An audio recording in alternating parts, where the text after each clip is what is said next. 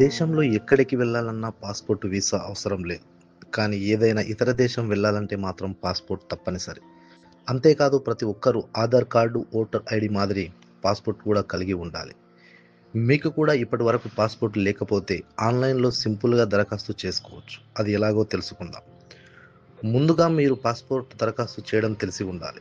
ప్రభుత్వం పాస్పోర్ట్ దరఖాస్తు విధానాన్ని మరింత సులభతరం చేసింది. దీనివల్ల ఏజెంట్లకు మీరు ఎక్కువ డబ్బు చెల్లించాల్సిన అవసరం లేదు. అయితే ఈ పాస్పోర్ట్కు దరఖాస్తు చేసుకునేందుకు మీ వద్ద సరిపడా ధ్రువపత్రాలు ఉండాలి. ఇప్పుడు మనం పాస్పోర్ట్కు ఆన్లైన్లో సులభంగా ఎలా దరఖాస్తు చేసుకోవాలో తెలుసుకుందాం. పాస్పోర్ట్ దరఖాస్తు చేసుకోవడానికి కావాల్సిన పత్రాలు: 10వ తరగతి మార్కుల పత్రం, Aadhaar card, pan card, voter ID లేదా డ్రైవింగ్ లైసెన్స్. ఇందులో ఏ ఒక్కటి అయినా చాలు, ఎందుకంటే ఈ పత్రాలపై ఉండే పుట్టిన తేదీ ఆధారంగా తీసుకుంటారు. అడ్రస్ ప్రూఫ్ కోసం మీ ఇంటి current bill, income tax department assessment order, ration card, voter ID, Aadhaar card, bank passbook, annexure format 1, ఏ క్రిమినల్ కేసు లేదు అని ధృవీకరించే ఇండియన్ సిటిజన్షిప్ అఫిడవిట్ కలిగి ఉండాలి. మీరు పాస్పోర్ట్ కోసం దరఖాస్తు చేసుకోవాలంటే మీకు సుమారుగా 1500 నుండి 2000 వరకు ఖర్చు అవుతుంది. ఒకవేళ మీకు ఇన్స్టెంట్ పాస్పోర్ట్ కావాలనుకుంటే అదనపు ఛార్జీలు వర్తిస్తాయి. ఇలా పాస్పోర్ట్ అప్లై చేసుకున్న తర్వాత మీకు ఎంత సమయంలో స్లాట్ కావాలో దాన్ని బుక్ చేసుకొని వివిధ జిల్లా కేంద్రాల్లో ఇప్పుడు పాస్పోర్ట్ సేవా కేంద్రాలు అందుబాటులో ఉన్నాయి. మీకు దగ్గరలో ఉన్న సేవా కేంద్రంలోకి వెళ్ళి పాస్పోర్ట్ను వీలైనంత తొందరగా పొందవచ్చు. స్లాట్ బుక్ చేసుకున్న తర్వాత అక్కడికి వెళ్ళి పాస్పోర్ట్ ఆఫీస్లో పాస్పోర్ట్ అధికారి వద్ద మీ సర్టిఫికెట్స్ వెరిఫై చేసుకోవాలి. వాళ్ళు వెరిఫికేషన్ చేసి మీ పాస్పోర్ట్ను ఇష్యూ చేయడం జరుగుతుంది. ఈ విధంగా వనపర్తి జిల్లాలో కూడా పాస్పోర్ట్ సేవా కేంద్రం గత 4 సంవత్సరాలుగా జిల్లా ప్రజలకు సేవలు అందిస్తుంది. ఇంకా మీకు పాస్పోర్ట్ లేనట్లయితే వనపర్తి జిల్లా కేంద్రంలో పాస్పోర్ట్ సేవ ప్రారంభమయ్యింది. దయచేసి పాస్పోర్ట్ కోసం అప్లై చేసుకోవచ్చు. భారత ప్రభుత్వం విదేశీ వ్యవహారాల శాఖ వనపర్తిలో కూడా పాస్పోర్ట్ సేవా కేంద్రాన్ని ఏర్పాటు చేయడం జరిగింది.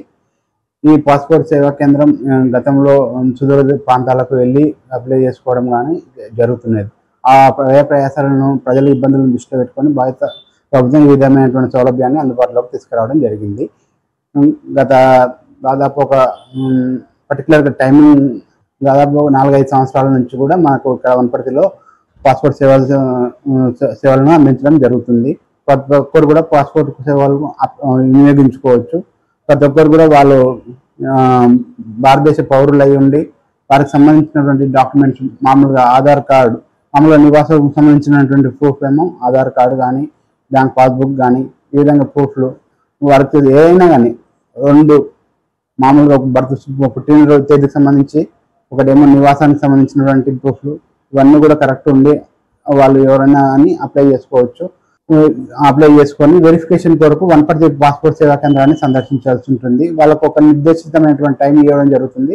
ఆ టైం లోపల మీ యొక్క ఒరిజినల్ సర్టిఫికేట్స్, మీరు ఏమైతే చేయాలనుకున్నారో, ఒకవేళ నిరక్షరాస్యులు అయితేనేమో ఆధార్ కార్డు, పాన్ కార్డు, మామూలుగా విద్యావంతులు అయితేనేమో ఆధార్ కార్డు, 10th మేము ఇవన్నీ తీసుకొచ్చి ఇక్కడ పాస్పోర్ట్ సేవా కేంద్రంలో వెరిఫై చేసుకొని వాళ్ళ యొక్క వెలుగుదలను సేకరించుకోవడం, ఈ యొక్క అన్ని సమాచారాన్ని కూడా మా ఉన్నతాధికారులు రీజనల్ పాస్పోర్ట్ ఆఫీస్ సికింద్రాబాద్ వారికి చేయడం జరుగుతుంది.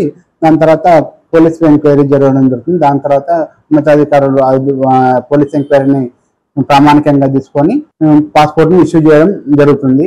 ఏమన్నా మీరు అప్లోడ్ చేయడంలో ఏమన్నా కానీ ప్రాబ్లం ఉన్నా, మీ ధ్రువపత్రాల పరిశీలనలో ఏమన్నా ఇబ్బందులు ఉన్నా కానీ ఆర్టీఓ సికింద్రాబాద్ వాళ్ళు మిమ్మల్ని అక్కడికి పిలిపించి అందులో సందేహాలను నివృత్తి చేసి మళ్ళీ మీకు పాస్పోర్ట్ ఇష్యూ చేయడం జరుగుతుంది.